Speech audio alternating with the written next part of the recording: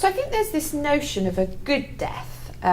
Is it our role in the hospital to help people have a good death? What is a good death?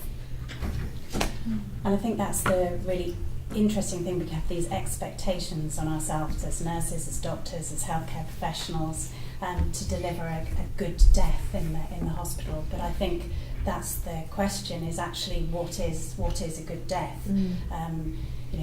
People have individual expectations of what a good death is, and I think that's influenced by their personality, by their culture, by their faith, by their backgrounds. So I think it's probably an unsurmountable challenge to deliver a good death when we actually haven't got a definition of what a good death is. I think as a nurse, what we try to do is to provide holistic care, and I think what we try to do when we recognise that somebody is dying is to provide individualised care, which will then capture those needs, those requests, those desires for what would make a good death.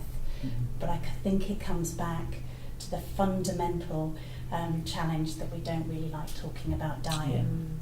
And why do you think? Do you think that's a new thing, that we don't like to talk about dying? I mean, we're here today to talk about dying, and we've done something special, partly because I suppose we all sort of felt we don't talk about dying, or is it just sort of society is just... No, I think it's the last great taboo, isn't it, that no one talks about. Everything else is talked about, discussed, it's on the internet, it's everywhere, but no one talks about what's going to happen when you die. I've got parents who are in their 80s, and I don't know what they want to happen to them when they die. Do they want to be buried, cremated? And you work in the bereavement office, Alison, so they have they know that. Bring your expertise. What do you think? And why do you think that is? I don't know, to be honest. I don't know, because I've worked in, not only in the hospital, but in the funeral industry as well. And again, similar, you meet people who say, well, we didn't discuss what would happen when they died. They didn't want to talk about it. We tried, but they didn't want to talk about it. I think we're frightened of it. Yeah, frightened. So I was with two families yesterday preparing funerals. Yes. And one was an 87-year-old fella. And I asked the family, as I always do, so had Fred decided, how he'd want his funeral to be? Oh no, never talked about that sort of thing. Yeah. And I can think of the number of funerals I've put together. I've only had 2 where people have said, here's the list. Yeah. It's just so helpful. Otherwise you're playing second guessing all the way through. And we don't talk about it because we're scared of it. And do you think that's unique to England, the United Kingdom, Europe? I mean, are there other places in the world that we could learn from to help us have better conversations, do you think? I think so, because is it Mexico where they have the Day of the Dead and they have big parades and they celebrate people who've died? And there are some cultures, I can't remember which one it was, where they actually take the person home for quite a length of time, not just a few days. And they celebrate the person with them, and then on the anniversary of their death. There's more of a sense of comfort with the dead, but also a dead person. I mean, there are practicalities here, aren't they, that I think maybe we've become kind of anaesthetised from. We don't want to get up close and personal, for want of a better description, with people that have died. I mean, even using those words, we were talking, weren't we, about language. We use all sorts of euphemisms, don't we? Passed on, do we use them in the passed hospital? over. Why do we do that? We do. We do them in the hospital. Do we use them in the hospital? And how helpful is that? Or is that colluding with this we don't talk about death stuff? Yes.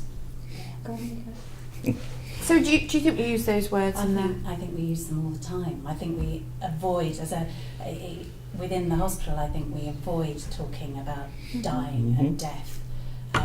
Even to the point that it's RIP, isn't it? We even make it even shorter, so we don't even have to talk about it. Gosh, it's true, isn't it? So I think that we embrace that fear, really, and maybe as health professionals, we also maybe personally. It's about our mortality, isn't it? It's about our mortality, but also that we maybe we might not be doing the best for our patient if we recognise dying. But then if because we are palliative care, so it's often really young people that are dying.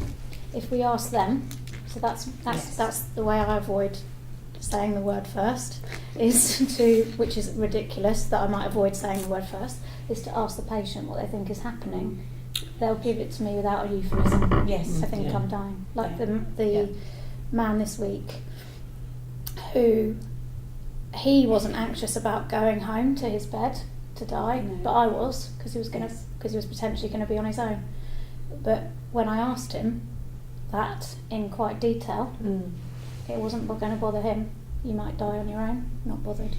Want to be around my stuff. He was okay with that. He was absolutely okay with that. I wasn't okay asking the question, so that's but I felt I needed to take the risk away from me or something. And I don't know what that was. People, is it your experience that when you ask that question, Claire, or other practitioners, do people, members of the public or our patients, if it's them, do they usually know, and are they usually accurate in their sense of it? Well, I think it depends on the scenario. So for that man, he was very accurate because he went home and he's already died the next day at home. But that was his mission, I think. Maybe waiting. Yeah. But some people, depending on maybe age, culture, different factors, or what they've previously been told, it's a leap. They've got but they often know they're not. Things aren't going how they should be. Yeah. And again, it comes back to that individualised care, that individualised communication, which is our challenge, I guess, is to scope that out, isn't it? Because everybody doesn't behave. Some people are really shocked, at 98 that they may well be dying. Which comes back to why you might then find somebody surprised that no one told them that they were dying, but you can only go as far as the person allows you to in that scenario with the time you've got, can't you? Do you think, we've touched on recognising a person's dying, and we've touched on they might recognise it themselves. Do you think that in the hospital setting we're bad at recognising when people are dying, or is it that we don't want to recognise when people are dying because that challenges our effectiveness as clinicians and healthcare professionals? We'd have to kind of confess and say this patient is not going to respond to our magic. This is a place of healing, isn't it? So if it doesn't happen, then what have we done? So I can imagine that question gets asked. And do you think, Paul, you're doing lots of work looking at cases, aren't you, and the story around a patient who may have died. Do you see that in what you read? Do you see that the opportunity to recognise was missed, or is it usually, or are we quite well sort of paired in our actions to support? I think it's quite mixed, actually. Yeah. It's interesting with the change from the do not resuscitate to the use of the respect form. Yeah. We've got an audit, small audit, come out recently that shows actually we're very good at completing it. 90+% of the time. Okay. So that's really good. Encouraging. Yes. So we seem to be having the discussions. But when we look at when patients die in the hospital, there's a proportion of those patients that we will look at in more detail, and when we look at that detail, it's a bit of a mixed bag. So sometimes it is very clearly seen, and end of life care or palliative care is asked for early and is given, in a structured, planned way. Yeah. But similarly, sometimes it is a bit last minute, and we aren't very good at recognising it. So it's inconsistent. Yeah, a little bit. Is everybody referring to those instructions when it comes to perhaps the end of life? Is someone, even though it's been written and filled in and discussed, but not everybody is opening the notes and finding it, and before long, someone's been resuscitated when in actual fact they didn't want to be because no one had referred back to the... Yeah, and that we have had those cases. We've seen those, you're right, Marjorie. And also when, as you know, the default is, if you haven't had the discussion, is to resuscitate. Yeah, and sure. That's always, that can be very difficult if you've not had that discussion. And well, I think based on that, we do a national care of the dying audit, which Claire will talk about a little bit. But I think sometimes we may well have recognised it. What we haven't perhaps done is aligned the care for that recognition. And I think because, as a nurse, I often go to the wards and I'll say to the nurse, they don't look very well, and the nurses will say, I think they're dying. But actually, we are still escalating that care. So there is something, isn't there, about coming back to that. Can we just heal a bit more? Can we just do something else? I think you can probably always find something reversible, can't you? That you might be able to treat for a bit and see if someone gets better or plateaus. I like to describe myself, I'm a chest physician, but frequently people have heard me, I'm not really, I'm a palliative care physician, and I think most of us are. Everyone is dying, even in the hospital setting. There's a niche that the market isn't, clearly, but the vast majority of patients are on a journey. What I find interesting is when I spend a lot of time breaking bad news to people and telling people bad things, but invariably they don't ask me how long have I got.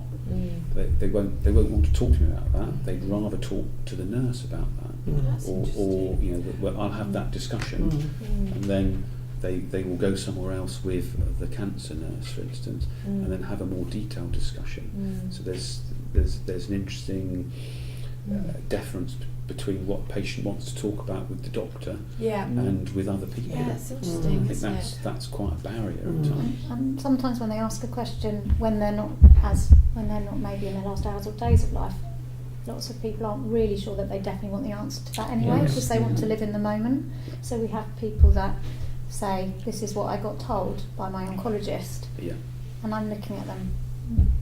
It's the question you and get then they're from asking the me again, and I'm like, do you actually want to know the answer? And then they look at me.